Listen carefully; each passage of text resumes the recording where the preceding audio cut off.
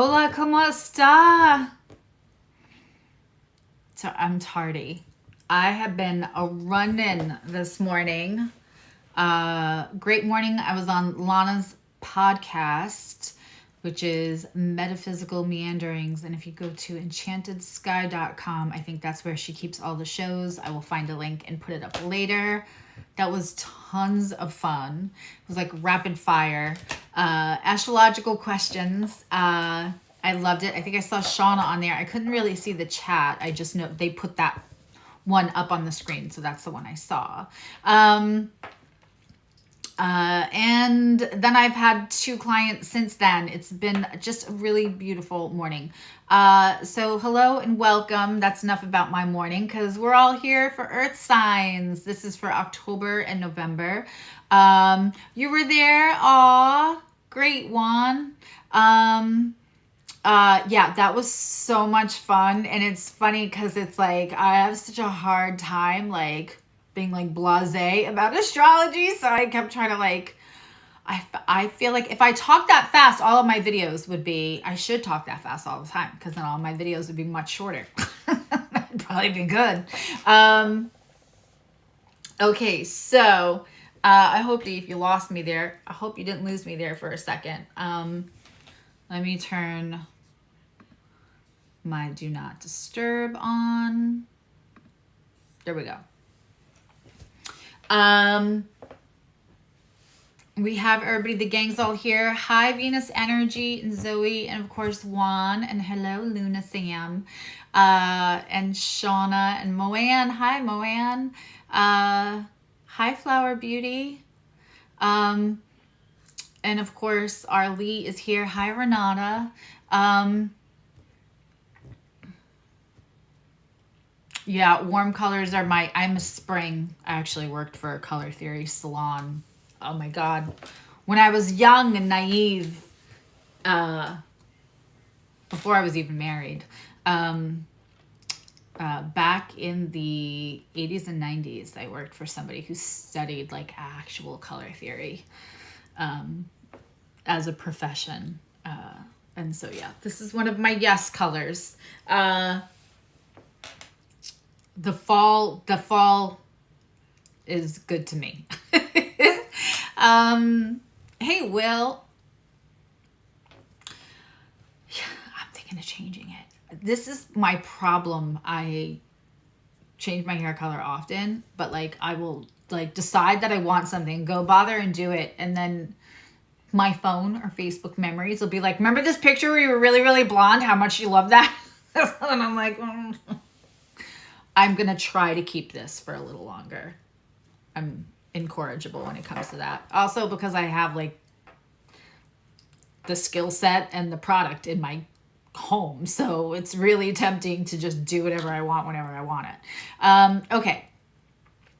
We are here to celebrate all the earth signs. Pluto went direct in Capricorn. So for people in late Capricorn degrees, anything in late Capricorn degrees, you may have felt that. And you know, as it moves off, listen, Pluto moves so slow, 225 years. Just so you know, like the moon takes 28 days to fully cycle, right? The sun goes around 365 days. Pluto takes 225 years to go around the globe. That's a lot. So I give Pluto a really small orb. So if you're late degrees Pluto and it's going direct, you're gonna feel the release. Yes, it will come back into Capricorn in September. And also if you're late degrees Taurus or late degrees, or if you have something late degrees Virgo, you're feeling that trine. If you have late degrees Cardinal, you're feeling that square. So for any of those late degrees, so we're talking about the people who are kind of off the hook here are the in conjunct signs. So Sagittarius, Pisces, and Leo are kind of off the hook a little bit with this Pluto and Capricorn. So, yeah, no one ever will have a personal Pluto return. If you know somebody who's had a personal Pluto return, I really want to talk to them because I'm so interested in vampirism and immortality. Like, both of those fascinate me. Tell them to hit me up. But no one will experience a personal Pluto. So I'm only going to give it like 2 degrees when I'm looking at like how it's affecting you personally. But, you know, Virgo, Taurus, and Capricorn in the late degrees could all be feeling that. It's going to dip back just to that 29 degree between September. Once it comes out, it'll come out the spring and go into Aquarius. It's going to dip back in just a tiny minute. In between, I'm in, Juan. Let me know. Tell me what the fees are to use your cryogenic chamber. That when it comes back in September, and then it'll stay till November 18th. November 18th, Pluto goes into Aquarius, never to be seen in Capricorn again for another 225 years. And there it'll stay in Aquarius for 20 years. And it'll be a kinder, gentler Pluto in Aquarius than it was in Capricorn. But that will show in Capricorn also, you know, we have the nodes squaring that Capricorn Pluto. We have a full moon coming up for Taurus. Anybody within 5 degrees, placements in 0 to 10 degrees will feel the full moon, and Jupiter conjunct at 11 degrees and opposing the Scorpio sun at 5 degrees. That is conjunct the conjunction of Mercury and Mars at 10 and 11 degrees of Scorpio. So that's going to be a big one. So I feel like these earth sign readings they've got a lot going on, and Virgo is still holding on to Venus right now. Because of that retrograde in Leo. It's just now, even though we have things moving into Scorpio, Venus is still in Virgo. So, and Virgo still has the oppositions of Neptune in retrograde and Saturn in retrograde. So there's a lot going on for earth signs. Lots and lots, even though we're in a non-earth month. So, let's get into it. I'm gonna start. Yeah, she keeps saying she's gonna go red. She's been saying that forever. Oh, sorry. Let's start with Taurus. And let's use the Stranger Things deck for Taurus. Let's do that. So, you know, I was just having this conversation with one of my favorite clients this morning about, and I say this often, and my kids are probably so sick of me saying it to them. I say to people who live in my house with me, who's like abundance and everything that I'm tied to, because we're all living in this energy together, we are no longer subscribing to FML, or of course that happened to me, or typical, or highly unlikely. Nothing. Well, I mean, highly unlikely is funny because we're talking about the Pluto return, personal Pluto return. But I just want to throw this out there because I said this in a session today. A common thing that doesn't seem negative that we all say is like, what's the worst that could happen, right? And it's funny because when you think about that comically within media, within movies and TV shows, as soon as somebody says, what's the worst that can happen? What happens? Is it anything good? Usually not. It's usually funny and problematic. What's the worst that could happen? You know? So from now on, we are all saying, what's the best that can happen? I want you to dare universe. What's the best that can happen? Yeah. Where I'm not framing my life. Our words frame our life. Listen, you can go find NASA physicists who teach classes on manifestation based on the energy of our words. You can go look up Dr. Oh my God, I'm going to have to put it in the comments. And I always say that and then I forget. Somebody remind me. The water experiment. Like our body is made of water. We absorb the words. We absorb the energy of the words. So that's your new redirect. What's the best that could happen? Hi, Tisa.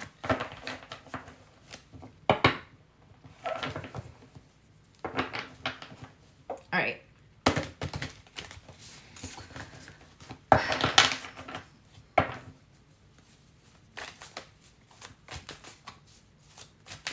Our Sadie is a little better on top of everything else. She got her little cold as the weather is changing. So normally I would have my heat off, but I have my heat on already because I want her to be cold. Usually I enjoy this time of year more. So we're working on that. Her digestive issues seem to be working themselves out. We've been doing lots of Reiki and stuff like that. We could not get into the vet as soon as I would like. But if she keeps improving, we may not have to. So all the energy is appreciated. Doctor, is it Emoto? I thought it began with an M. Thank you, Will. Hi, Nikki. How are you feeling? I hope you're feeling well.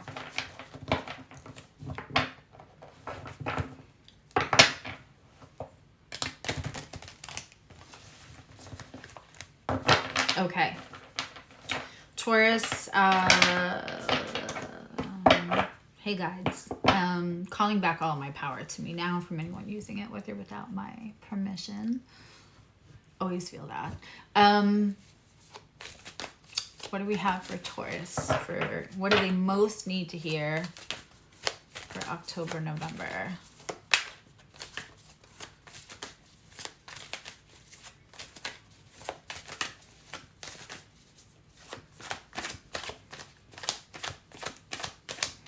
I actually have kind of a funny Reiki story when it comes to Sadie. I don't know if everybody else would think it was funny, but you gotta laugh. I'll tell you guys that later. Don't want to further importune Taurus's reading. Okay. Yes, I said importune. Big words are sexy. Thank you, Will. Yeah. It's incredible.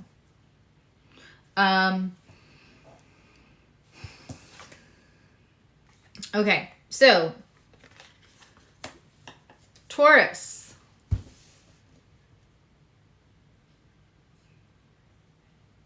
All right, I'm so happy right now, Taurus.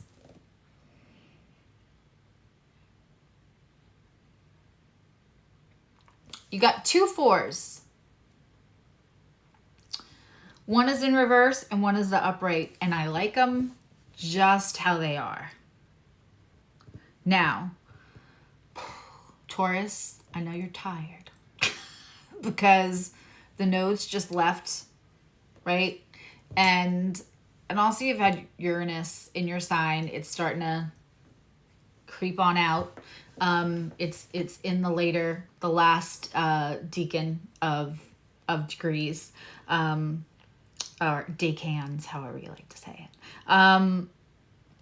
And now there's Jupiter in there. So whatever it's hitting is expanding, and Jupiter also is opportunity. And while Jupiter is in retrograde in Taurus, my dear Taurus, that does not mean luck is nowhere to be found. That doesn't mean like, oh, luck is in the rear view. It means that retrogrades are a time to re-examine, right? And so what you're going to do is re-examine any opportunities that you said no to, because maybe the circumstances weren't right the first time. It could be an opportunity for a person. It could be opportunity for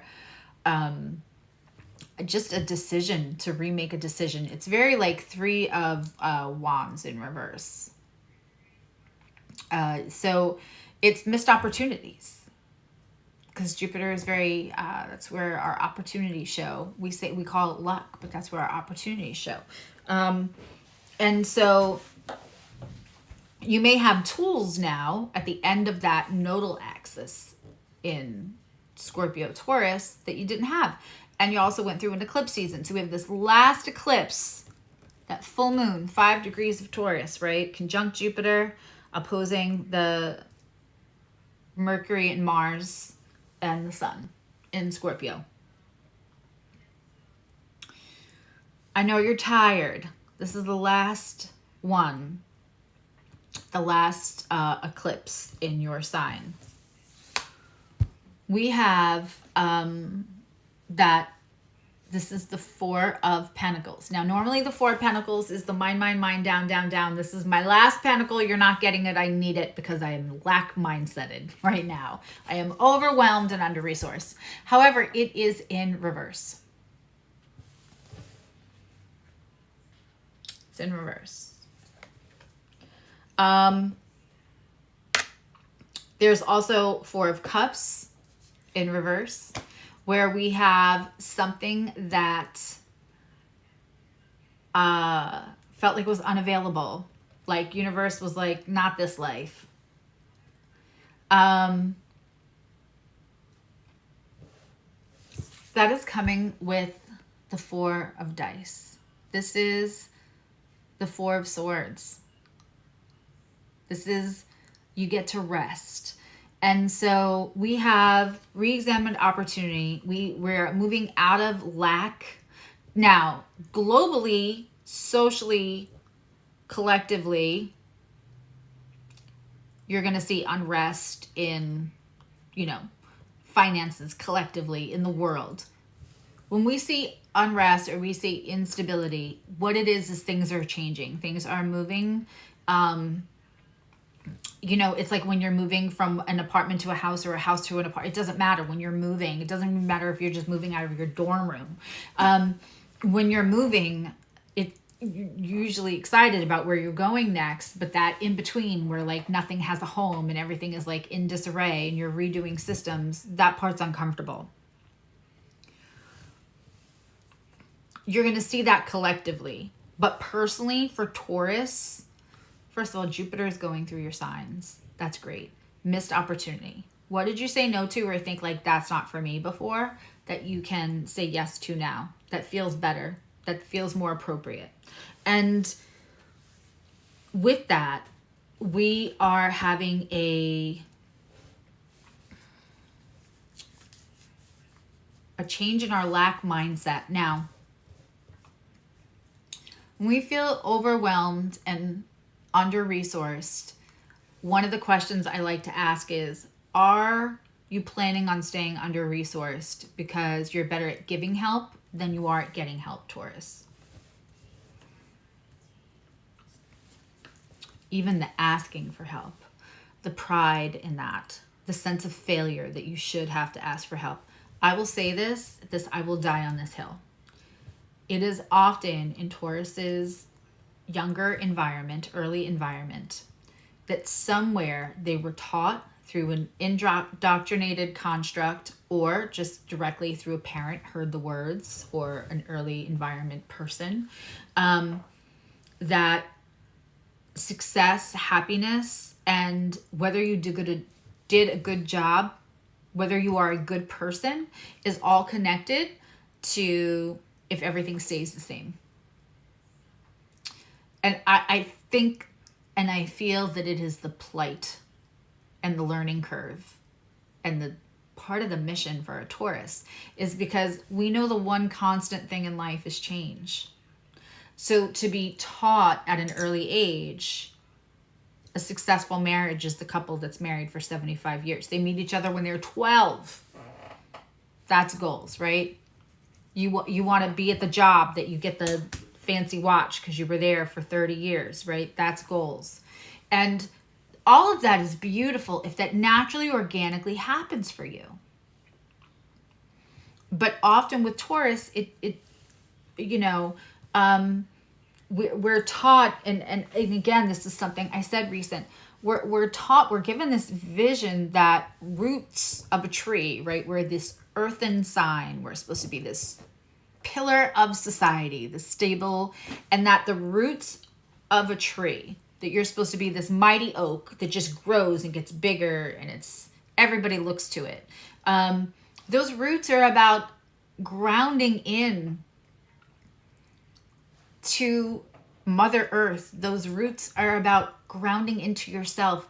Your root chakra is about safety. When I am dealing with a client that needs energy work, or I suggest that they do certain meditations, if you're somebody who often doesn't feel safe, that has prolonged the use of the back of their brain, where you deal with trauma and crisis, to that's their go-to original, instead of only in crisis, that's just their all the time go-to space now to make decisions out of, and it affects their nervous system.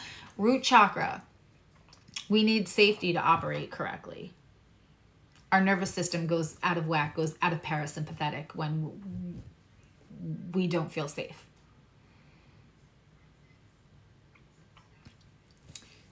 Those roots aren't supposed to plant you in the same place, in the same situation, surrounded by the same people, staying the same person forever. That is not what roots are supposed to be. And anyone that tells you that and wants you to stay the same for their comfort or their judgment, right, just doesn't understand that. And it is the judgment we impart on ourselves, aka shame, even if it's like low key, about moving and changing things that somehow we think, Taurus, that equates as failure.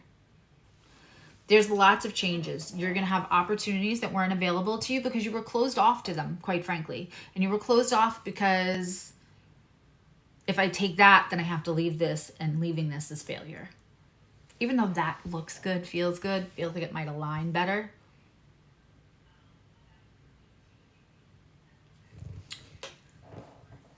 We're all following along. So there is a missed opportunity here that you are going to be getting another chance at. There's also, the Four of Swords. We see somebody laying over the sword of Eccles. I'm saying that wrong. But it is,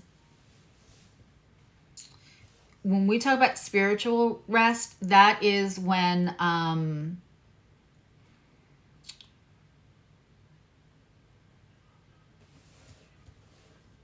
that is when you've done some trauma exploration. That is when you've done the work. That is when you've had like a culmination of things that just feel like too effing hard. And then the Four of Swords comes in, and we are supposed to take that time to acclimate and integrate and rest. Hey, Karen. I love this. This is you coming out of lack mindset. And lack mindset is not about what's immediately available to you. Do I have $10,000 extra dollars in the bank as a cushion or not? Or do I have $5 and not enough money to pay my bills? That's not lack mindset. Lack mindset, ready? Lack mindset actually has nothing to do with the amount of money that's immediately available to you. Lack mindset doesn't have to do with your immediate resources. Now, lack mindset trauma, or a lack mindset trauma response, absolutely can be born of not having enough resources for an extended amount of time.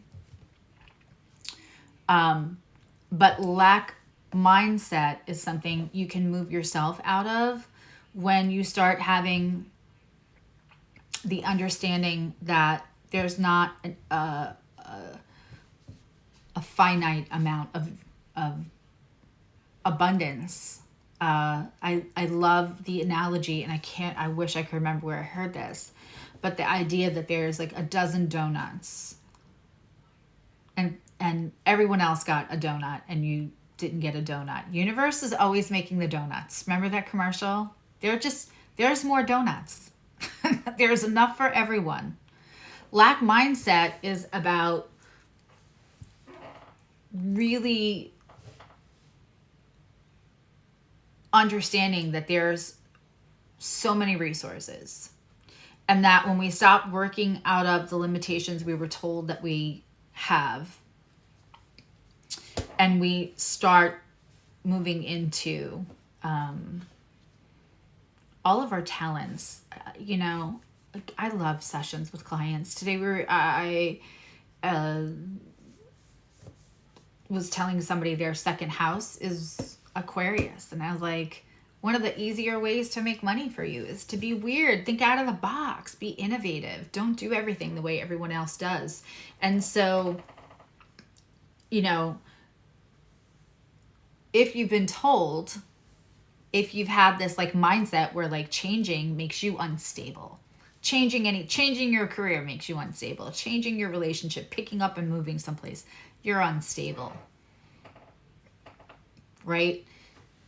If you have a chart that says you're supposed to make money in weird and wonderful ways, then it's just the mindset around how abundance comes in. It's not whether the abundance is there or not there. Lack mindset is about whether you think that you have the ability to bring the abundance in a way that is easy for you, and not whether that money is right this second actually available to you. Let me give you an example. Right now, we have a very prominent public figure who doesn't really have any money. Certainly not living their life in lack mindset, right? They're not concerned about whether they have actual money there. They just know people will give me money. I'll make a deal. Maybe I'll pay them. Maybe I won't. But that person is not suffering from lack mindset, regardless of how broke they are. And, you know, this is not an example of how I would say you go about fixing lack mindset, because that is a grifter and somebody who siphoned their power from other people. They overpowered, manipulated, right? But the point is that is a huge, giant public example right now of like lack mindset or having abundance mindset has zero to do with your actual, the money in your hands. The man is in his 60s. He got a long way being funded without actually having resources, getting whole things, buildings built without actually having resources.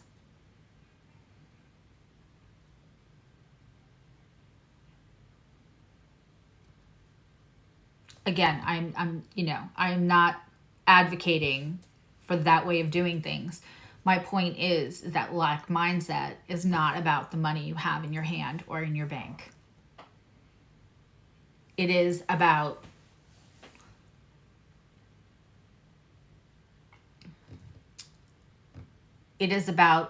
letting go of any belief systems around whether you can bring that in a way that is easy for you or that you deserve it. How do you identify with the struggle? Was that such a deep part of your identity?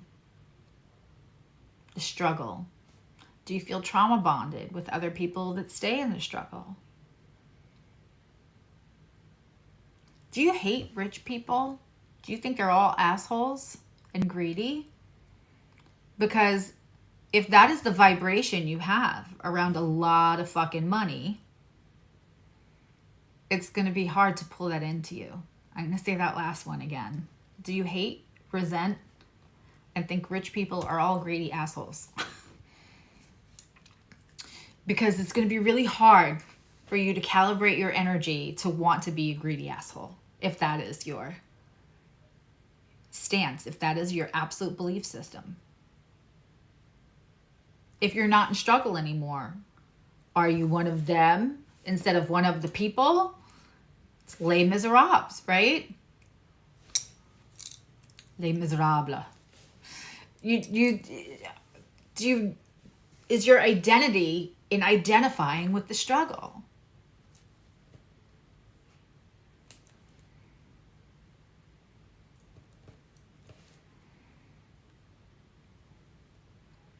Is everything that you have ever been taught and learned about people who have large amounts of money been negative? Philanthropy exists. This is the same conversation I have with people about power.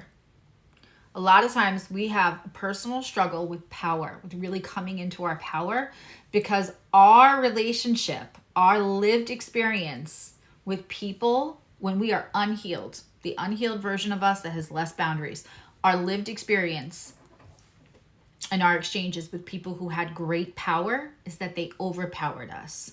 They use that power to keep us small. But you can step into your personal power and use it to empower people. Power is a tool. It is not a character trait. Money is a tool. It is not a character trait.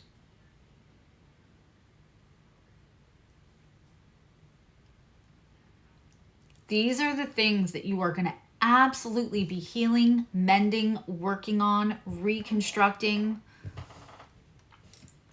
You come out of lack mindset, and Taurus, this is in the next, maybe that is what this full moon is taking for you. Full moons take away what we already know. Deep down, we know. Doesn't do us any good. Doesn't align anymore. Doesn't serve our highest good. Whether that's a person or a bad habit or whatever. But it's right there. If you ask this full moon coming up to take that away for you, Taurus, the universe will help you. It'll help you. And you get to rest for a little while. You get to integrate all these lessons. You want to sit with these new thoughts. It takes 45 days to build a real habit, and that includes mindsets. It'll take you 45 days before you switch what's the worst that could happen to what's the best that could happen. Hey, Patty. That makes sense. Takes 45 days. That is what you're doing in this rest period. It feels almost like you feel strangled by the current economic situation, some of your personal... Listen, if you just went through an eclipse season, I'm sure a lot of Taurus placements feel like, what the heck? Things are upside down. It feels less stable. You have Uranus in your sign and you just went through an eclipse season for a year and a half.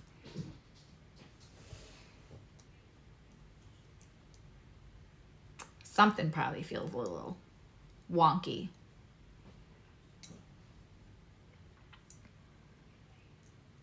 So now you get to rest. Now you get to integrate. Hey, Jackie. Now you get to sit with all of these new ways to approach everything.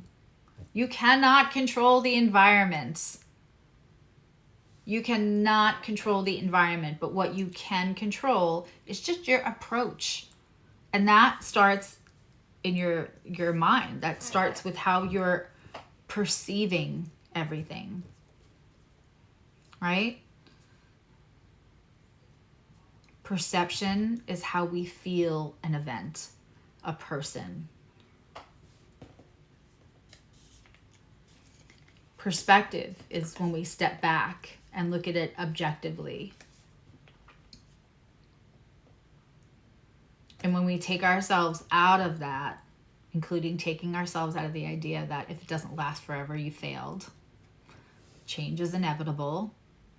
That is like setting a child up, teaching a child that anything worthwhile. Like, I hate all those memes that say, like, where's 50 years ago when you broke something that, you fixed something that was broken? People don't hold on to people. People don't, social media has ruined everything.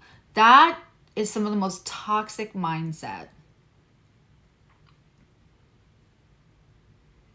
Change is inevitable. Teaching somebody to judge themselves over change and calling it instability is incredibly toxic. And I believe all of those kind of quotes are for people who are terrified of change. So they would be more comfortable if you were also terrified of change. And also a little shame in there would help them keep that structure the way it is. Then no one has to change. We're doing Taurus. I feel like a lot, I knew this was going to happen with these earth signs this week. I feel like that was a lot just for Taurus. In November, you can expect that in October and November, you can expect that there will be people that will be disappointed. They will probably have unkind things to say. They will probably try to gaslight, shame. But, you know, that nodal axis is not going to let you stay the same, right? And change doesn't come from complacency. Doesn't. Complacency never begets change. The resistance only hurts you. It only makes it harder. Resistance only hurts you. The resistance only hurts you.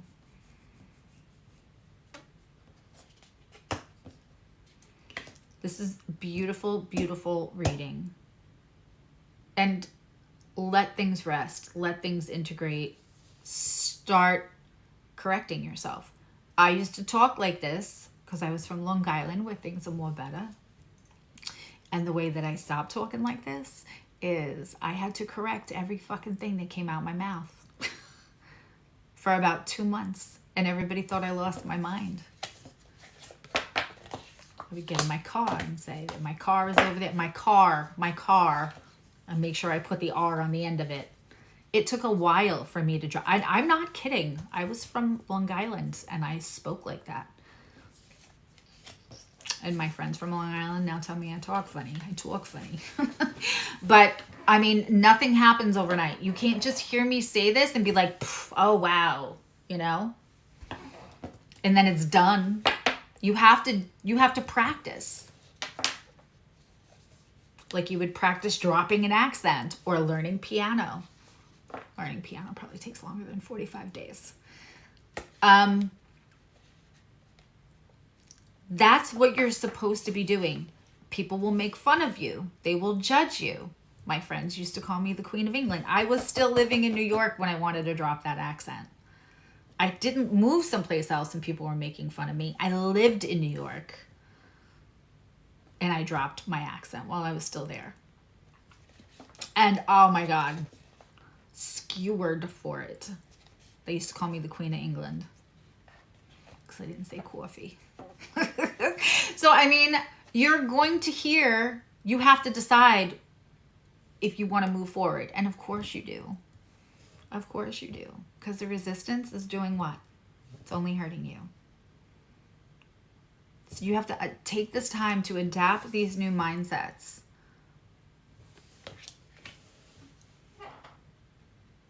You know what's funny? I feel like when we see the Four of Cups or the Four of Pentacles in reverse and we think, oh, there's money that's available to us now. Or, oh, there's love. There's that fourth, that cup, you know, that I couldn't see before. And that's not what it is. It's just your perception, right? Think about the Four of Cups. I want to find like a Rider Waite now for this example.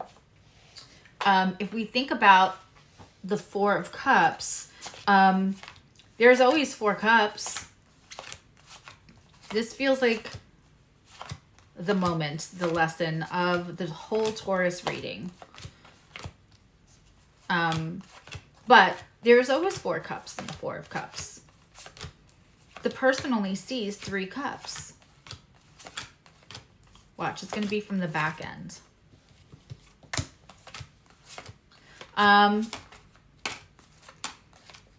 The person only sees 3. Perspective, right, is that there's 4 cups. Perception is that there's only 3.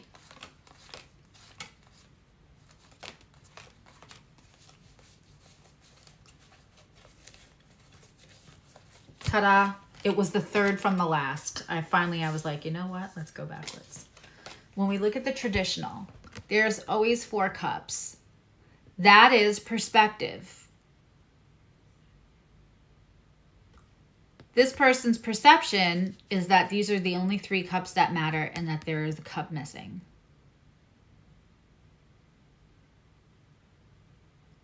Or they don't care about these 3 cups. They're sad because the 4th one's missing. The 4th one's here.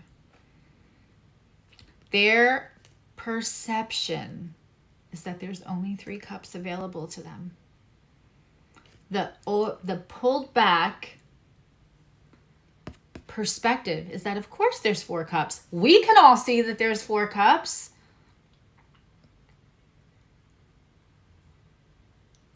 When this is in reverse, we think, oh, yay, now something's available to us that wasn't available. No, it was always there. It's just that now you can see it. Because you changed your mindset. That is the hardest thing to change. Because you can't change the environment.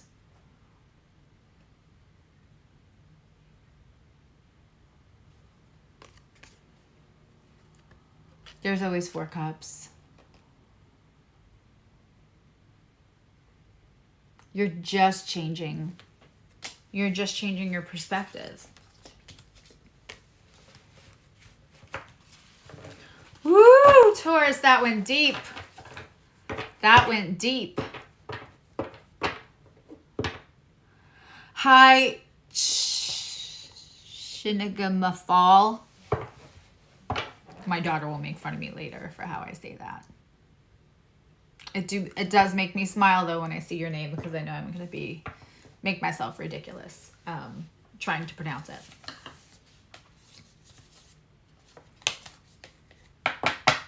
Right? Perception is that we feel in the back seat of the car that's driving our life. Perspective is that we're in the front seat and we just can't see the steering wheel. And it takes time to get there. But that's what you're doing in October and November. This last eclipse is to come take stuff out of your way. All right. We're on Virgo.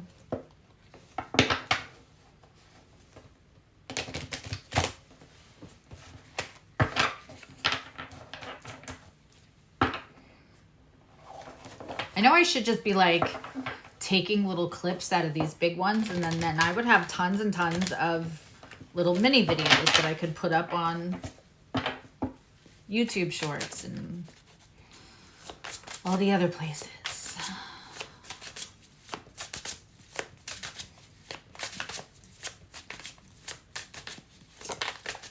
Ooh, bonus card.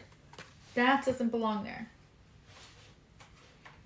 I don't even know where that deck is. Okay. All right.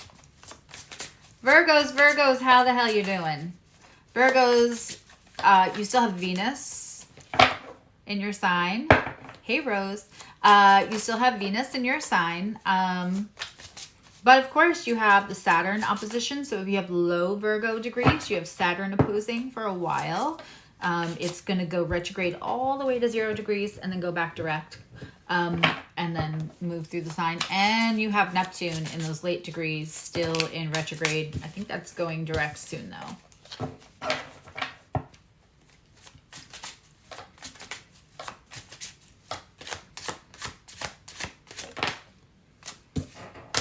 Virgo, who you not talking to?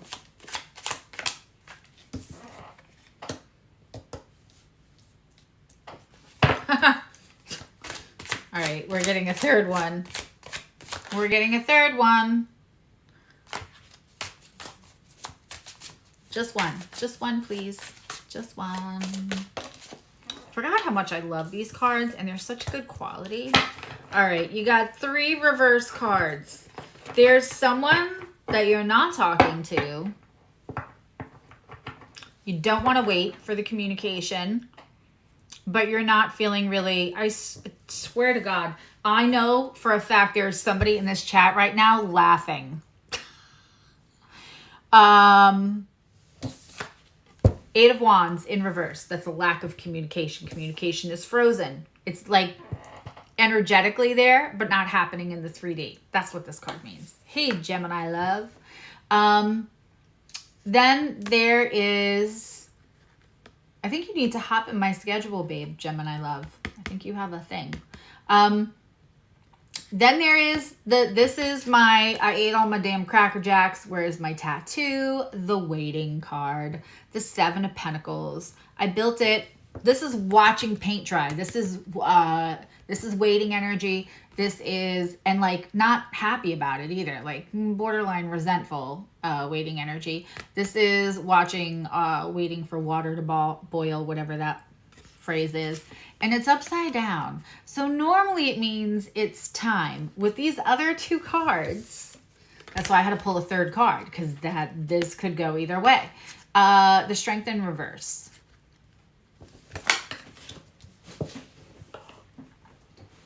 You could decide not to be in waiting energy. That's great. I applaud that. It actually wasn't you. I'm thinking of, there's somebody that I know that this is literally going on in their life right now that has a shit ton of Virgo. So I'm laughing because I wasn't trying to pull a personal reading for them.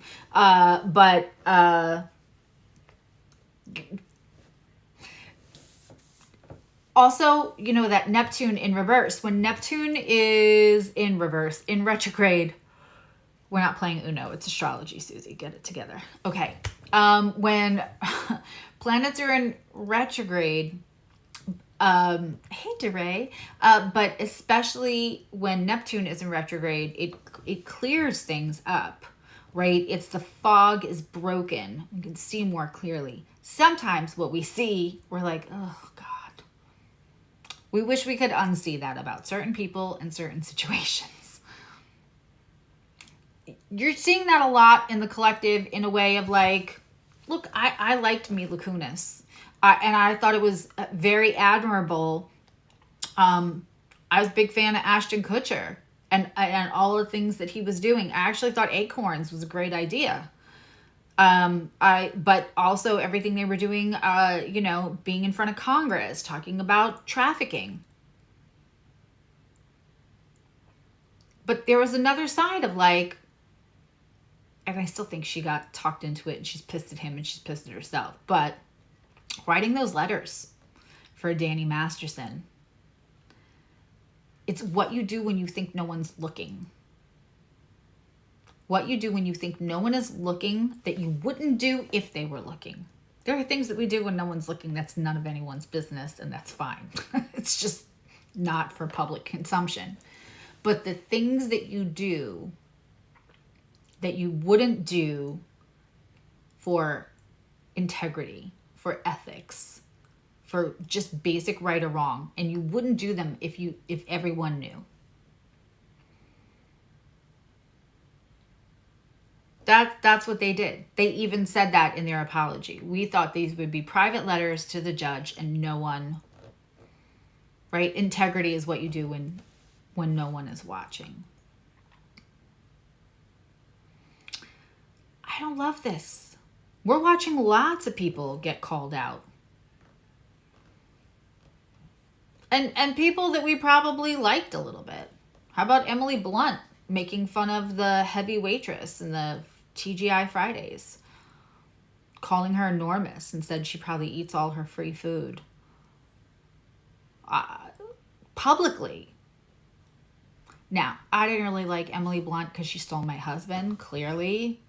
John Krasinski was looking for me, and Mary Poppins just like got right in the way of that. So I was not a big fan of Emily Blunt. But, you know, then I was trying to be less petty and like her anyway.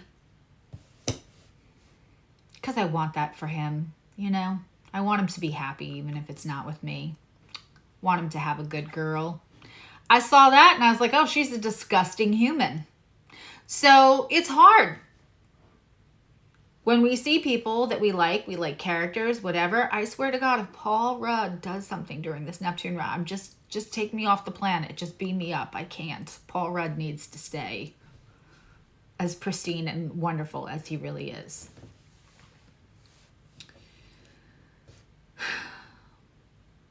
You're seeing a lot in Neptune retrograde. You will see people, and let me tell you something. Virgo energies, integrity matters. Ethics matter.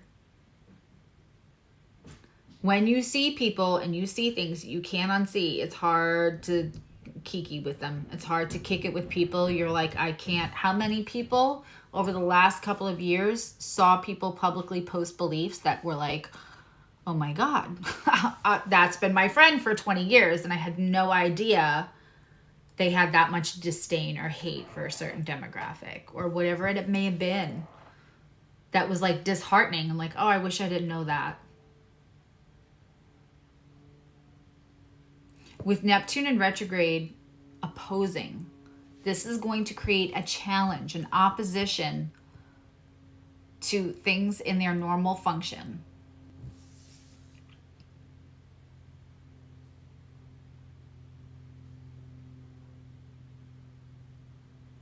And to Virgos, it matters. I'm a Virgo rising, and Eternity perfume was my signature scent. My neighbor across the street used to be like, I know when you're home because it like wafts.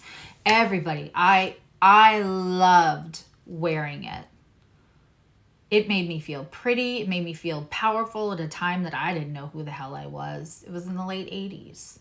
Just graduated high school. I loved that shit. And then like 1990 or 1991 came along. I want to say maybe 1992.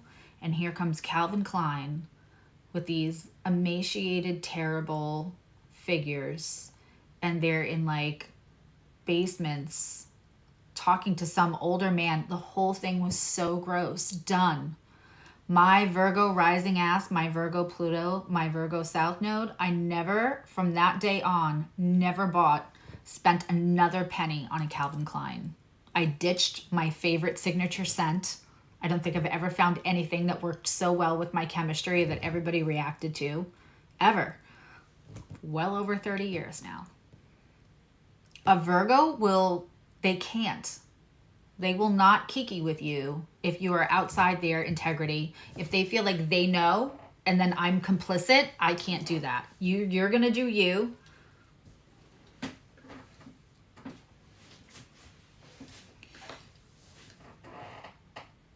There is a whole struggle going on in these three little cards. There is someone you are not talking to, not communication. Something is not, there is something that you saw that you cannot unsee, and there is something is not being held to the bar that you are comfortable with, your ethics, your integrity. It does not mean they're a terrible person. This is just not something you're going to co-sign. So you're just not having communication. I don't think this is somebody that you don't care about. I don't think this is the person that like y'all friended on Facebook because you know 30 other people you went to high school with or whatever, but you don't really care and you'll never see them again. This is somebody that matters. Because for this card to show up, there is enough energy going back and forth that it's felt in the 5D, even if it's not happening in the 3D.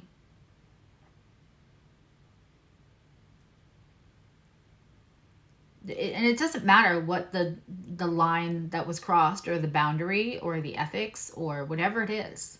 It's not in your highest good and it's not in their highest good, and it's just not, it's got some kind of ick or something, and you're only one person and you're not going to sit with your oar in the water. Some people will, you're not going to. So right now, and it might be a right now situation, because again, I don't think this card shows up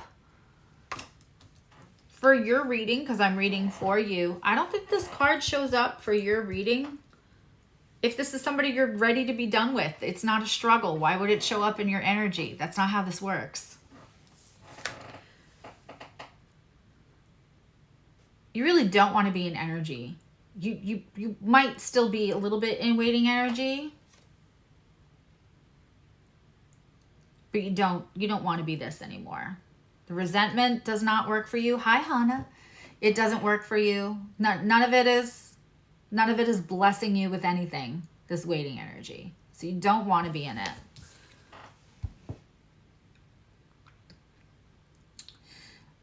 This is the Strength card in reverse.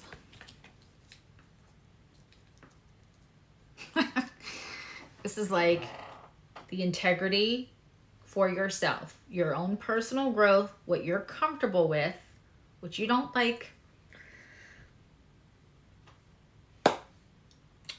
There are some people that have such a humanitarian, like, loving vibe that they're like, well, you know, we don't know the circumstances that they maybe like assaulted that person. That was 30 years ago. People change, right? And while I understand that that can be 30 years ago and people change, there are some signs, some placements that just allow them to look the other way and go, that's not me. I'm not doing it. It has nothing to do with me. I can kiki with them, but that doesn't mean that I'm doing what they're doing, right? And Virgos are less likely to do that. Virgos are the first one to vote with their dollars. Raise your hand if you're a Virgo and you've ever looked up where the companies that you frequent, where they spend their money. That's a Virgo thing. So when then you take that really, really personal, it's very, very, it can be very, I feel such like, I'm annoyed. I'm like a little pissed off because I refuse to be in waiting energy, but I'm also not really feeling all that strong about it. All of these energies are like hovering.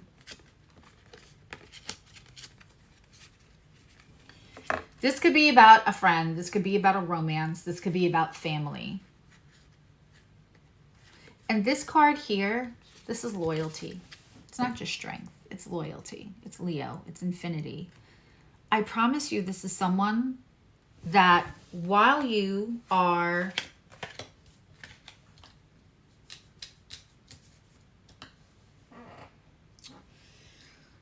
while you're not in communication with them and while you really don't want to be in like waiting energy, and I'm not saying this is somebody who's done something that's like the unforgivable, that you'll never speak to them again, but right now it's like, I'm not doing that. That's ick. I'm not taking that on. Like, that's a boundary. Virgos are not good at pretending energy. They're not.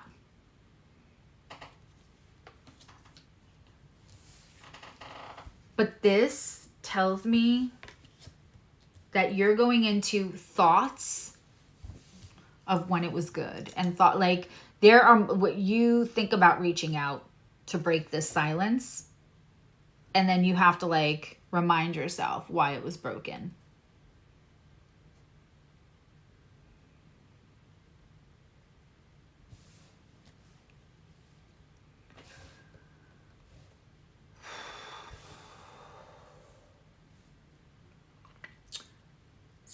For some of you, this started around the Leo and Venus in retrograde.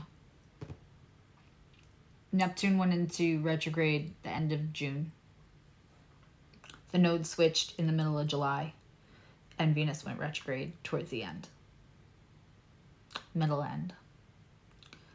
And it was boom, boom, boom.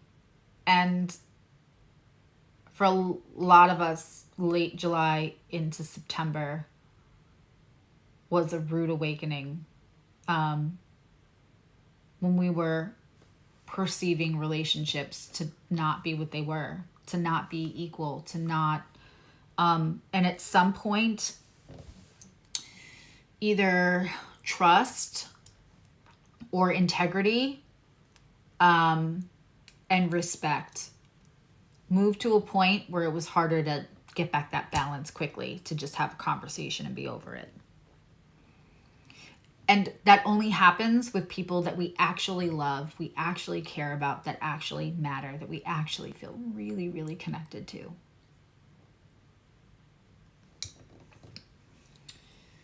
I'm going to pull another card because there's something else here.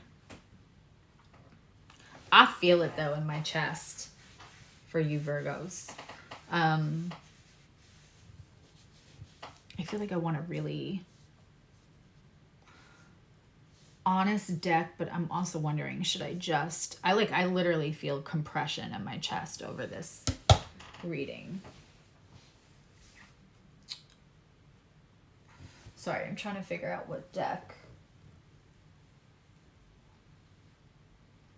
All right. I want something that's kind of honest, but also still leaves hope. I feel like we need to know advice or where this is going to some degree. I feel like we need a bit of decompression to latch onto. What was your little secret?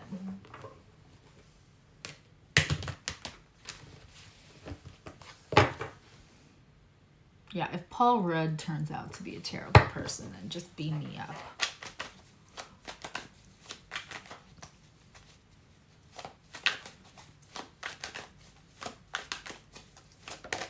Okay.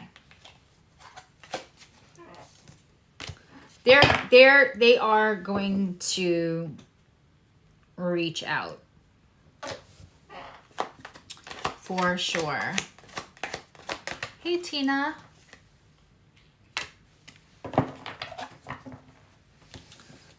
Got the Hermit in reverse and the Sun to clarify that, because often I feel like I don't need to, but this reading was like,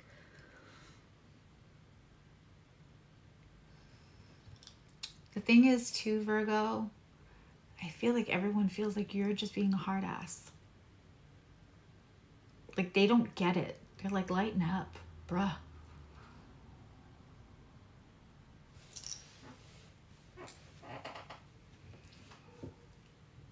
I feel like that's part of the hard thing of this whole situation. They might look like easy breezy and you're being too OCD, too anal, too Virgo, too ethical. I totally understand that.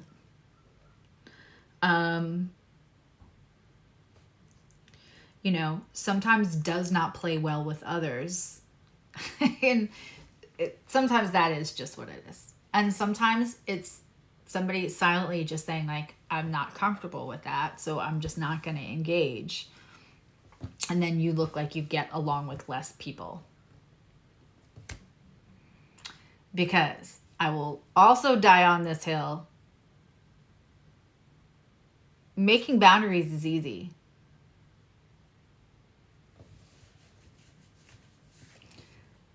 It's executing them, because executing them gets your readings like this, where you're not willing to go back until there's a sustainable change.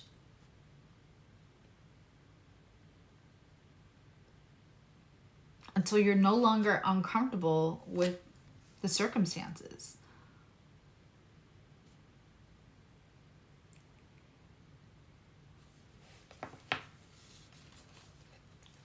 This is, let's be honest, this is the product of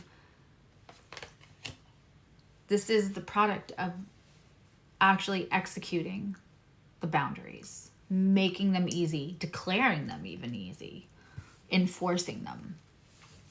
This is enforced boundaries.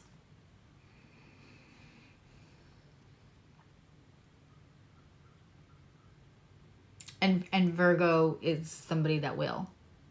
And it's not a game of when, you know, making friends and influencing people. It's not. It's a game of being personally accountable to your own sense of ethics and growth. And it doesn't always make you the most popular kid on the playground.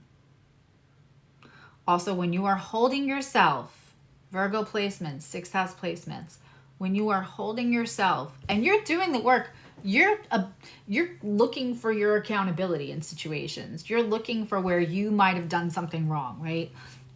But still, when you're holding yourself accountable like this, you can often turn around and feel like, you know, here I am by myself again. Because that standard's kind of hard to stand next to. That standard is kind of hard to stand next to. And for some people that are resisting, that aren't ready, that person that's like, oh my God, you said that? You actually said that? You did that? You're not talking to them anymore? Why? Because that then breeds introspection to other people. So some are going to be like, that looks more peaceful. Let me try that on. And others are going to say, my God, they're just too much. They take themselves too seriously. They're too harsh.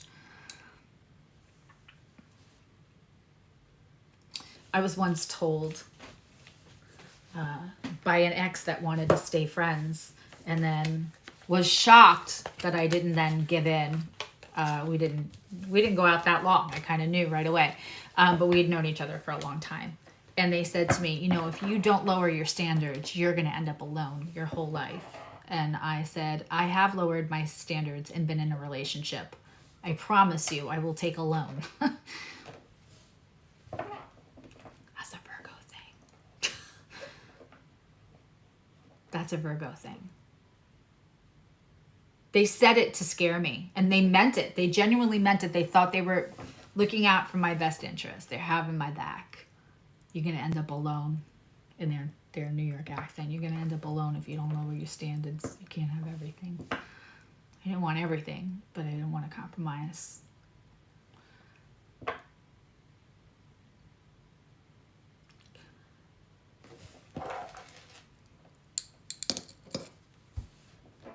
For some, not knowing what tomorrow brings is terrifying, unstable, painful.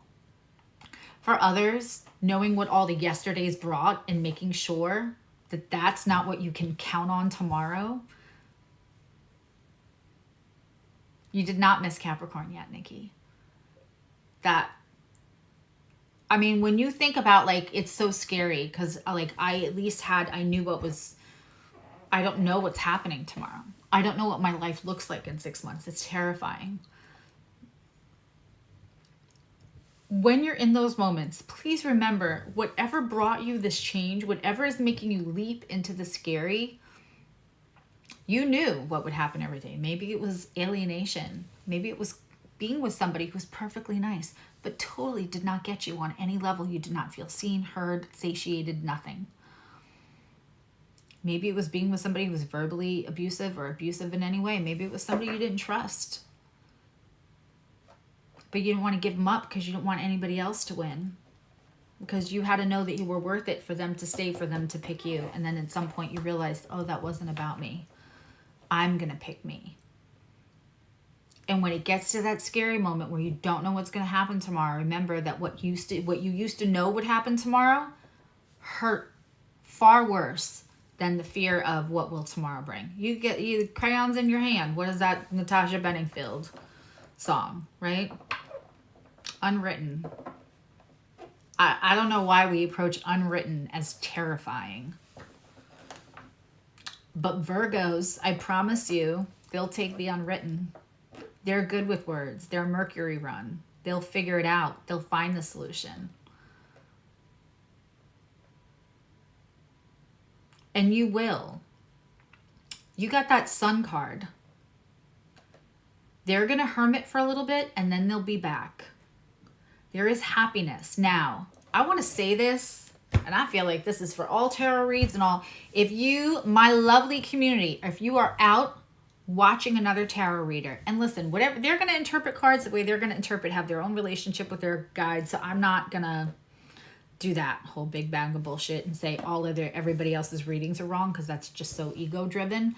But the Sun card says there's going to be like a happy vibe, right? And I was specifically asking, how is this going to end up?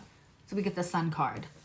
Let me say this. The Sun card means there will be happiness available to you. That doesn't guarantee those two people find a perfect, happy solution. It just means you get happiness. Don't always take the Sun card as, oh, we get back together. This is all going to be, we're going to be skipping and luncheon and whatever. Hi, TS. Does that make sense? Just know that it's the best outcome for you. It doesn't guarantee the situation with that person. Sometimes the best thing for you is that person's going to go fuck off and somebody else is going to come in and fill the space like you could never imagine in the best ways. Okay. We ready for Capricorn? Boy, perfect. 40 minutes and then my eating window opens up at 3:30.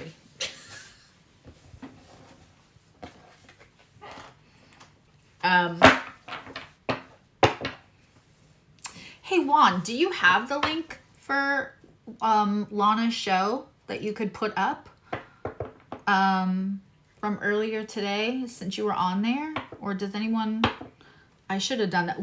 We didn't talk until so late last night, and it was by text, and then she called me early this morning, and I had one eye open because I was up with the sick fur baby. Well, she wasn't sick, but now her schedule is all wonky. So if we could... So I didn't get a chance to, like, get the links and all that stuff. It was, like, up and running.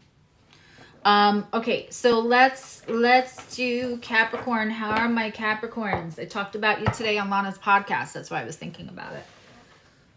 Of course, I was saying how much I love you all and how I look at you as my creme brulee sign. I want the Druid Tarot. Hi, Nikki. What are you looking at? Are we getting a delivery or something? I think he knows the temptation treats are coming today.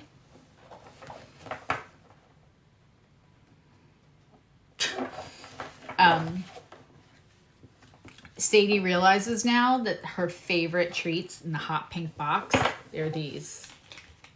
They're everywhere in the house now because that's like the one thing she can eat because it's with her little congestion and everything.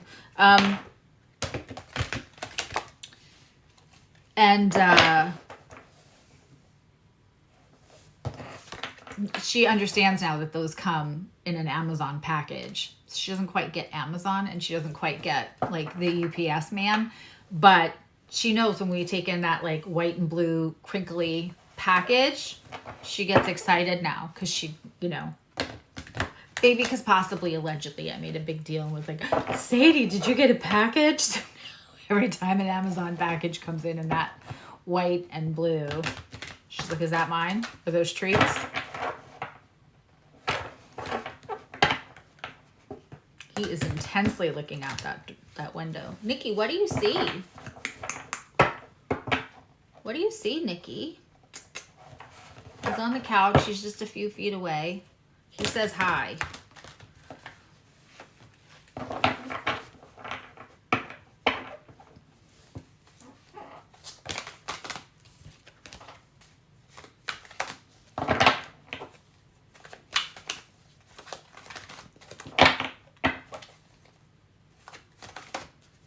Thanks, Juan. Okay.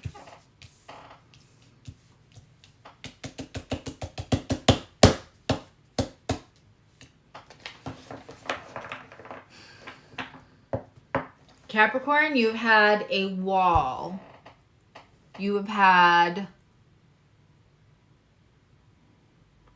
defenses up.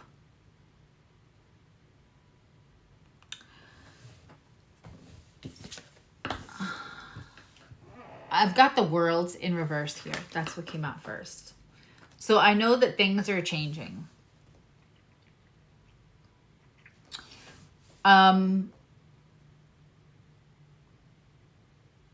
Having this conversation also earlier today where Capricorn's placements, one of their struggles, like I said, Taurus has the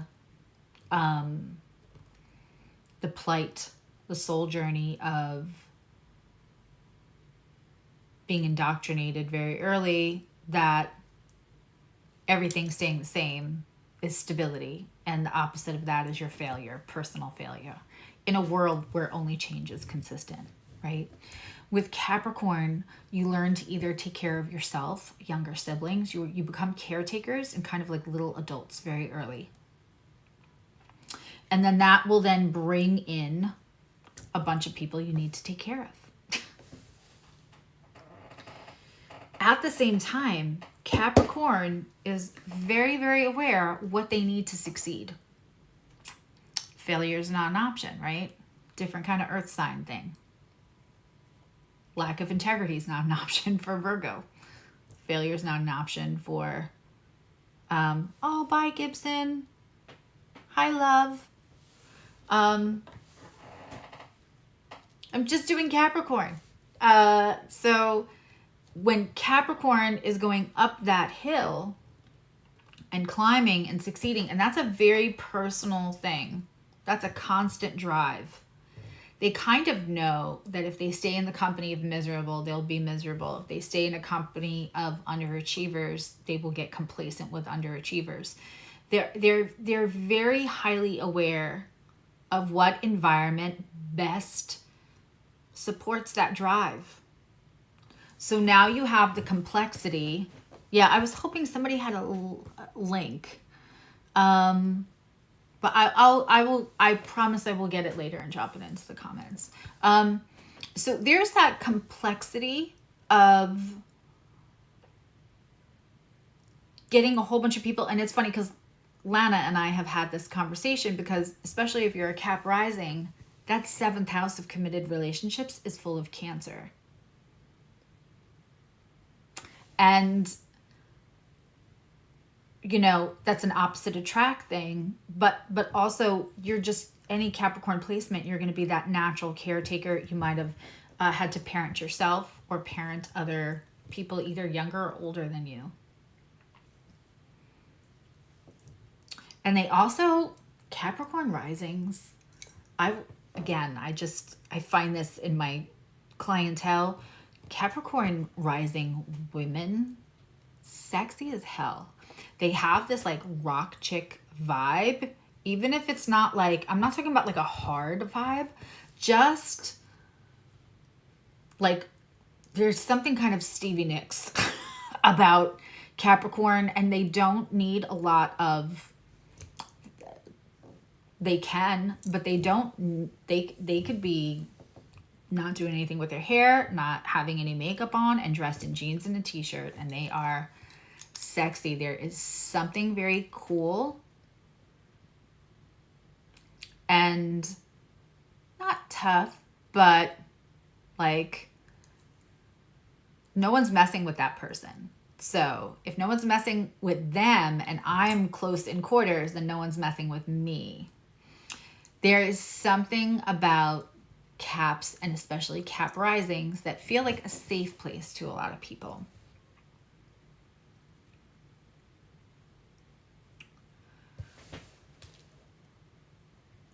You want to provide a good example. They are humanitarians on very personal basis. They love to change someone's life. They love to make somebody better. They love it. It feels satiating to them. Very frustrating when they've done everything to try to give that person the tools to also be successful, and they just won't. They're not ready. It's not their time. That's not their jam. That's not what they're about. Whatever the case may, it doesn't matter. Whatever the case may be. It's very frustrating for them. And then if they have to eventually let go of that person because now it's holding the whole group back kind of thing. This is a constant struggle. I want to be a caretaker, but you're also going to have to kind of keep up, because we can't all, there's stuff to be accomplished. We have to leave the world a better place. We have to leave people better than when we found them. If a Capricorn seems bossy or seems driven or seems way more focused on achievement than people, they're not. They want to leave people. They have a burning desire to leave the world better than they found it. The unsung. It's this, every sign has their like misunderstood thing, and I think that's Capricorn kind of misunderstood that way.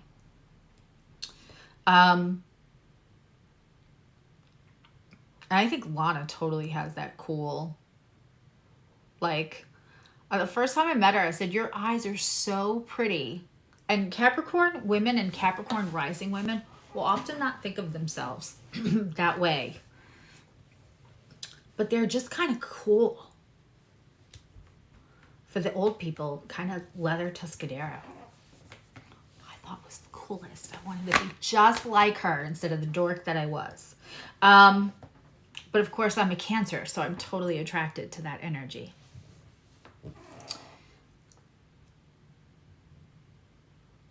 I don't know. I know about draconic charts. I don't know enough to speak.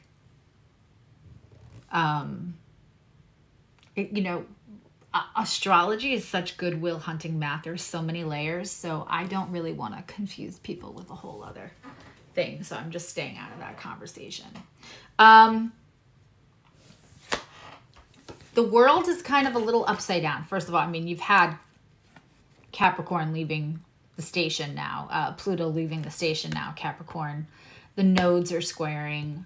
You just had eclipses squaring. You had a full moon and then a new moon with an eclipse squaring. Don't get it twisted, even though that's like Aries, Libra, that's squaring your Capricorn placements. So if you had Capricorn placements and you felt the stuff on the 29th or the stuff on the 14th, that makes sense. That makes sense.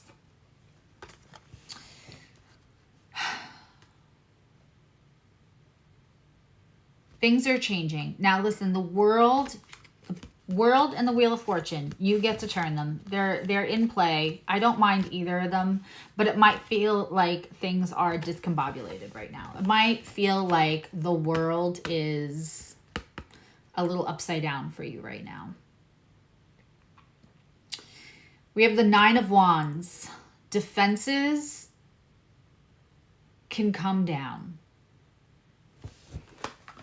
That might be because Pluto's going direct. It might be because it's making its way.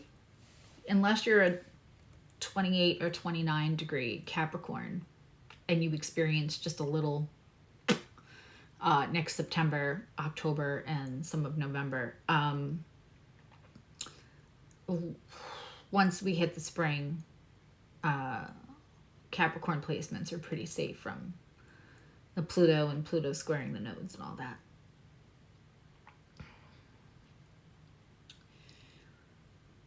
But there's just been a lot of stuff that you feel protective over, that you caretake over. There might be people or situations that you felt like you had to leave behind because they weren't serving you anymore. And, you know, that Pluto sitting on your Sun or on your Mars or on your Mercury will push for change. Capricorn is an earth sign. If you resist, if you don't think this is the way that I want to do it, Capricorn is a cardinal, so they're not going to resist all change. They're just really sure about the way they want to do it. What's the best that can happen? I love it. It feels like disruption to the status quo. And Capricorn ain't got time for that.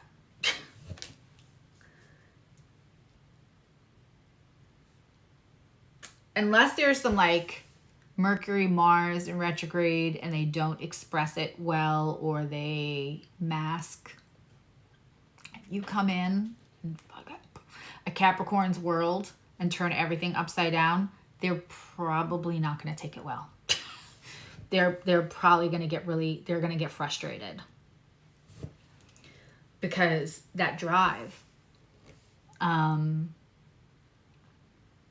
And again, that is not drive to collect money, to collect accomplishments, to collect trophies, to collect status. Reputation is a thing, sure. It's not that. They have to leave the world a better place than they found it. Hello, Latanya. They have to leave people better than they found them. That is the drive. Just so we're clear. I'm not calling them materialistic. I think that's a big bag of bullshit. We would all like to have a big bag of money. Every sign, every placement, give us a big bag of money because it makes us feel safer and more secure. I mean, that's, you can't just put that all on. Can't take Capricorn and be like they're materialistic and workaholics. That's crazy talk. That's such generalization. That's not real astrology. And everybody likes a little security. Come on. I feel like in the next 6 weeks, your defenses are really going to come down. I think there are things that you've been shutting out and leaving out because until you figure out what you're doing with this upside down energy, you're not telling anybody else. It's, you know,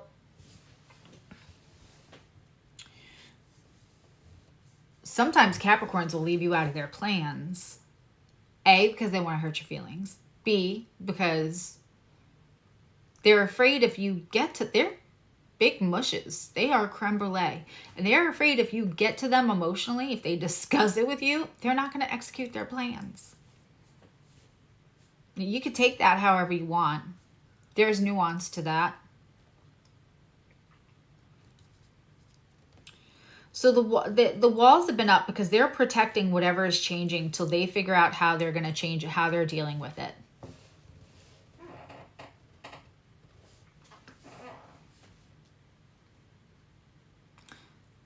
Groveling, wanting sympathy, not their thing. That is not their bag. They'd probably rather bite their own leg off, chew their own leg off, coyote ugly, than receive your pity. They have to figure out their plan. They have to figure out the way that they're climbing the mountain again.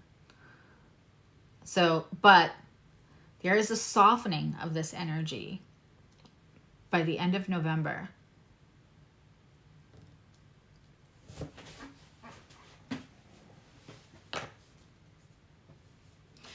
You know, Capricorn is also not shy to competition. And so sometimes over their lives, they've decided that, you know, moving quietly is best.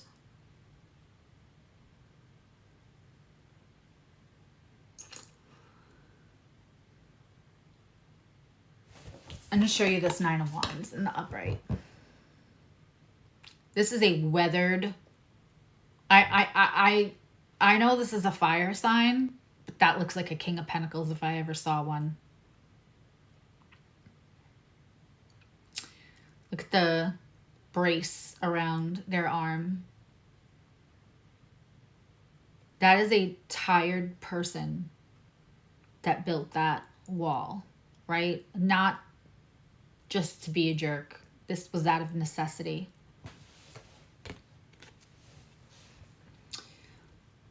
This gets to soften a little bit.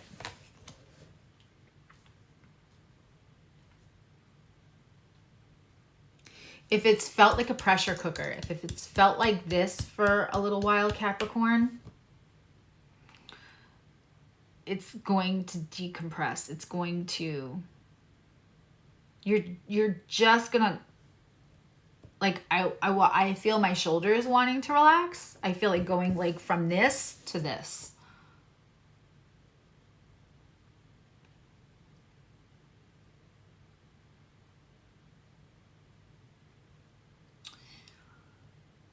We're going to pull a third card. I'm not sure that you're like town crying what your plans are.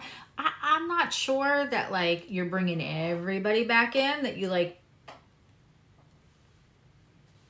take a collective seat, everyone.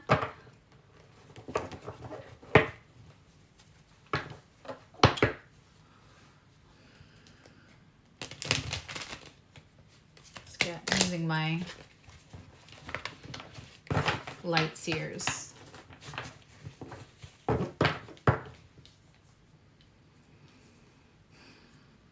They're going to misunderstand you. People who want to, I just had a post on my personal Facebook about this, but like people who want to misunderstand you and people who want to have something to say or have judgment about, they're going to do it. Capricorn kind of knows this. It still bothers them. Because it's not about reputation, it's about their character that they feel that they've worked hard on.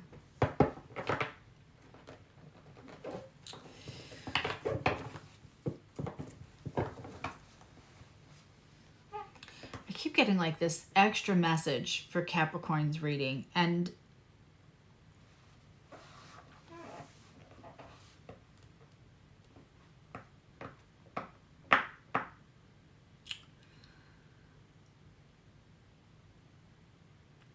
at this point, there's a little safety in not softening your boundaries,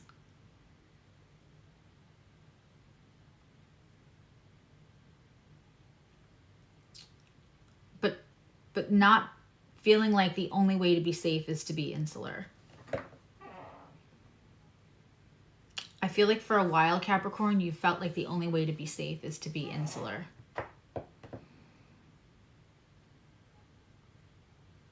You don't want any pity, and you kind of don't want anyone's opinion on this. Like, the only way you're going to figure this out is by yourself.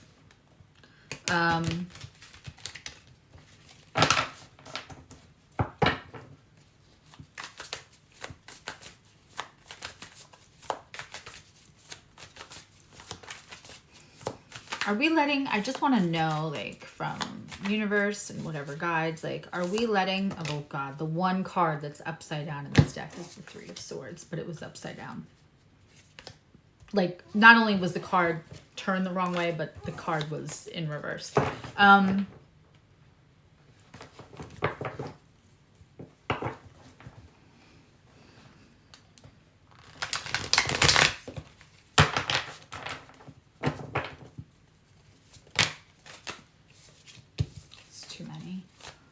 We just want one. Is this about letting one person back in, or is this about this Nine of Wands, the softening that you won't feel?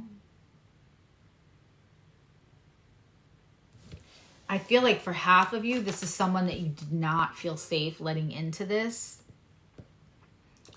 And that might have been off either misinformation or just you weren't in a good place to like assess.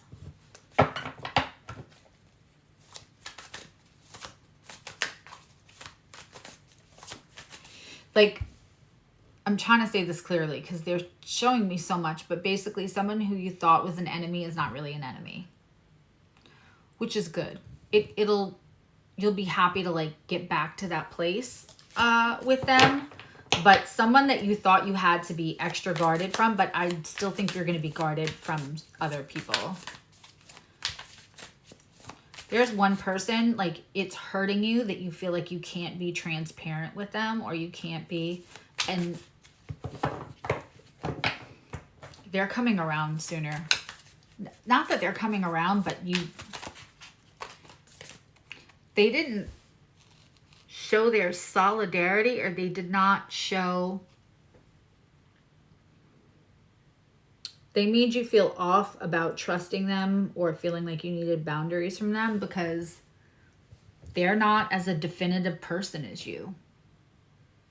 They have, remember in the Virgo reading, and if you didn't say, I talked about how Virgo has like ethics that they won't cross, like they won't, and then there's some other signs that are like, listen, they do what they do, like, so like the two guy friends, and one like massively cheats on his girlfriend or his wife, and the other guy would like never do that.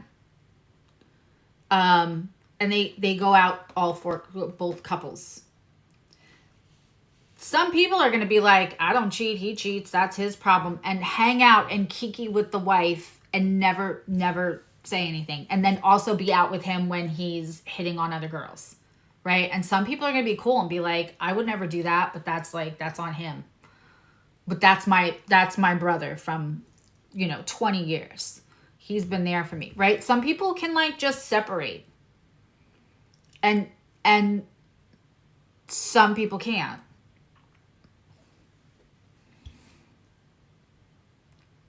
Actually, yeah, I experienced that because sometimes you don't know why somebody's not returning your phone calls. I had a connection with somebody. It was insane. And right away, we're going to go out, blah, blah, blah. And then canceled last minute. And then just ghosted. And I was like, what the fuck? And I was so mad. And I was so like, because I was so excited and I felt foolish and all this. 2 weeks later, his friend was seeing my friend. I get a phone call from my friend to just come over. I can't even hear her. She's crying hysterical. The guy that I was going to go out with made his friend tell her that he already had a girlfriend because he did not want to sit across from me. He did not want to sit across from me and break bread and pretend that he didn't know because he knew how much my friend meant to me. Just in the time that we had spent together because we were all out.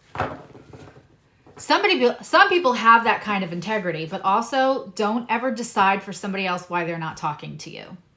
I had him pegged for the worst kind of like loser, douchebaggy, shady guy. I thought he was like what the other one was like. Meanwhile, I'm thinking, oh, my friend got the good friend, bringing her flowers and all that. No, he had another girlfriend.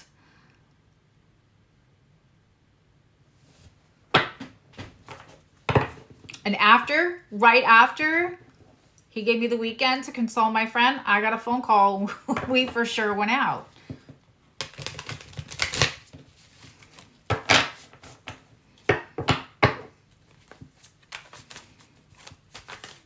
Some people are going to be cool. Some people are going to be like, sometimes I'm out with my wife and his wife, and sometimes we're out just by ourselves. And, you know, he's going to go home with who he goes home with. None of my business.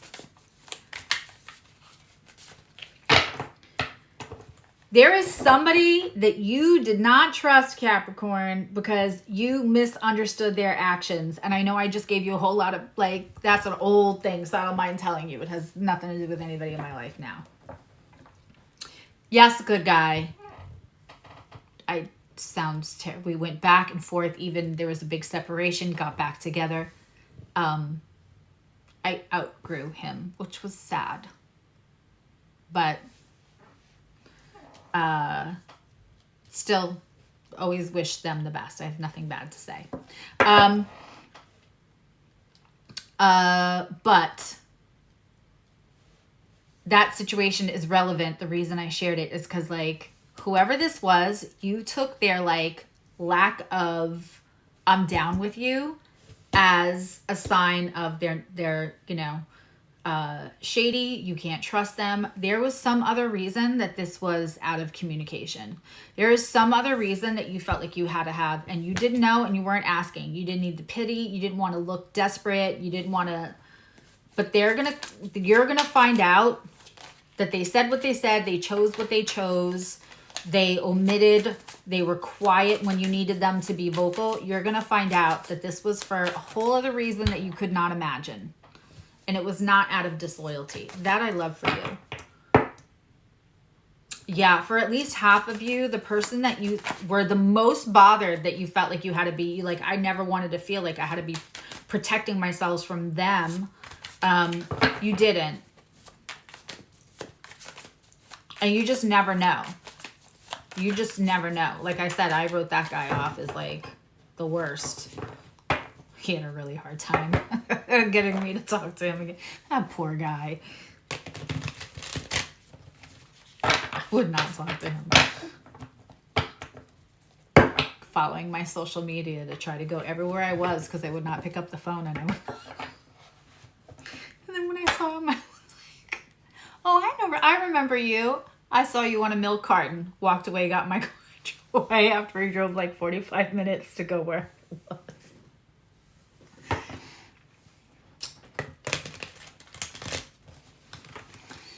When I am spicy and feisty, I am spicy and feisty. What a dick. Me, not him. 45 minutes to get where I was. Sorry if you're young and you don't recognize the milk carton thing.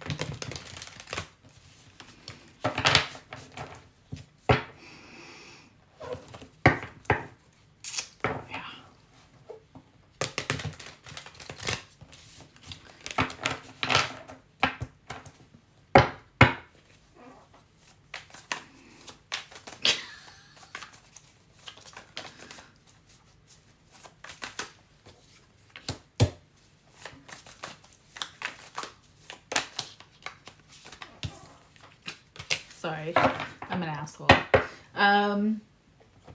Only when I think I have good reason to be. But it's the point of like, you know, and my sun is in the 10th house. That's total Cap energy, right? And that's exactly where that BDE moment of being like, oh, I know you from the milk carton, and then getting my ass in the car and being like, bye, and not answering the phone calls. That's the BDE, right? That's 10th house. That can be Capricorn. That is what part of what made you put the boundaries up just for one person. All right. So the clarification is there's a person in your personal life that you're going to be able, they're going to explain why they felt less reliable, why they felt a little douchey to you, and why you're like, I'm not messing with that. There's somebody at work. I feel like it's more than one thing. There's somebody at work. There's somebody personal. I think you got things going on in your own home. And you're feeling like and this is so Capricorn, like you caretake everyone else, but you feel like an island unto yourself when the shit's going down. And so it makes you have your boundaries up even more. You don't want the pity, you don't want the opinions, and you don't want to have to worry whether you have to trust anybody. Full stop. Okay. At work, though, where you can, like, release, especially at least half of you can release, like, that person will, just wait for it. They will come to you and they will explain. They will explain. And then be like, oh, well, sorry, I was the dick to you. Because, maybe. If they're a full-on Capricorn 10th house, I don't even know if you're going to get the sorry. But I'm just kidding. There is somebody at work you definitely should not trust. Capricorn. That is the 7 of Swords and the 8 of Pentacles. There's somebody while you're hard at work and planning and there's somebody. So somebody at work, in a work capacity.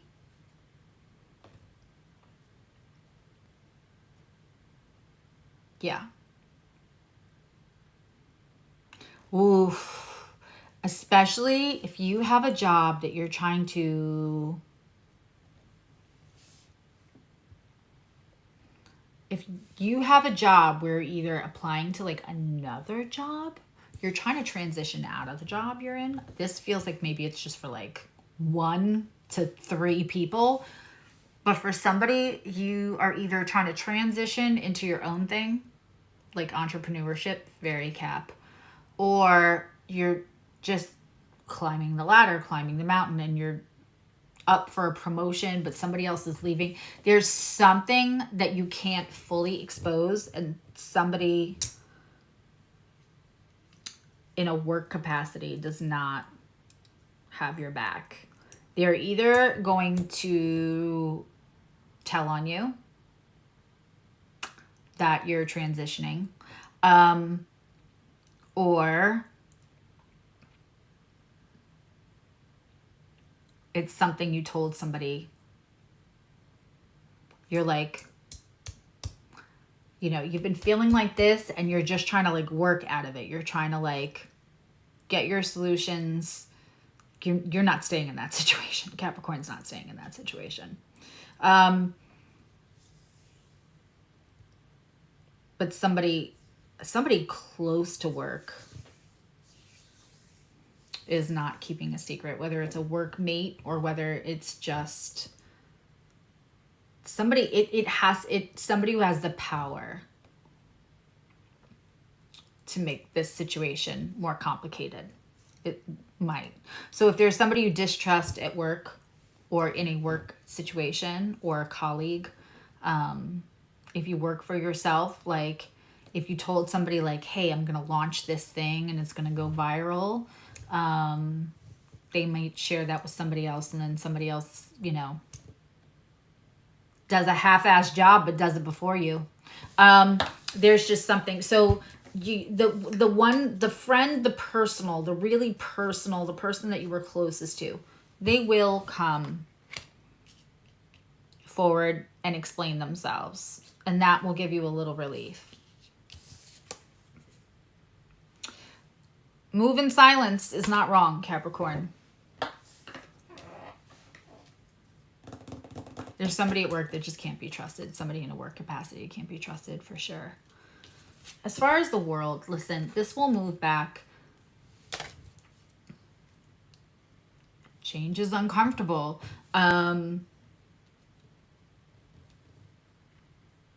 Things at home, things in general just may feel like this is too much interruption at one time.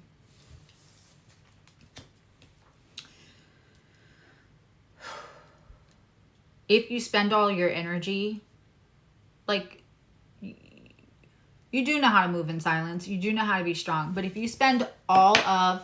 Bye, Tina. Thank you so much for joining us. If you spend all of your energy... Look how battered and bruised. If you spend all of your energy defending... or keeping everyone out, or just feeling like on guard all the time.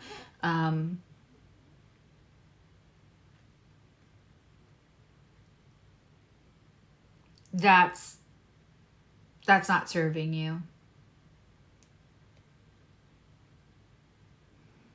And you don't have to actively hold the anger towards whoever you don't feel safe with. That's also... You could just not feel safe, put your boundaries down, leave it alone. But holding that anger is not helping you either, because things are in shifting mode right now. They are. And so that's where your energy needs to go. But you're not wrong about the person at work.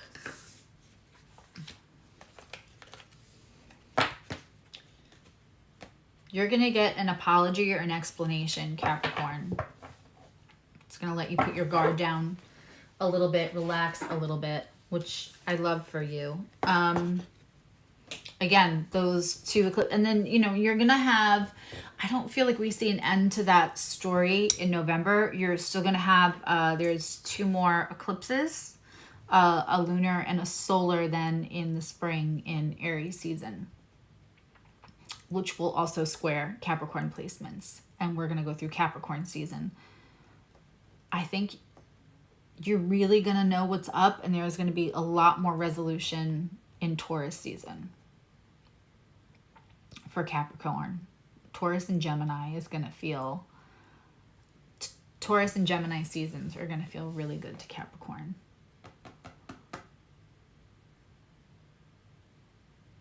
It's going to, you know...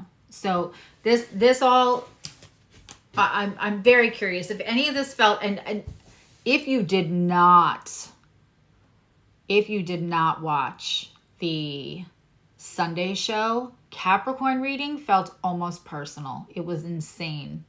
If you are a Capricorn and you have not run, don't walk to Sunday's readings to the Capricorn timestamp. Holy cow.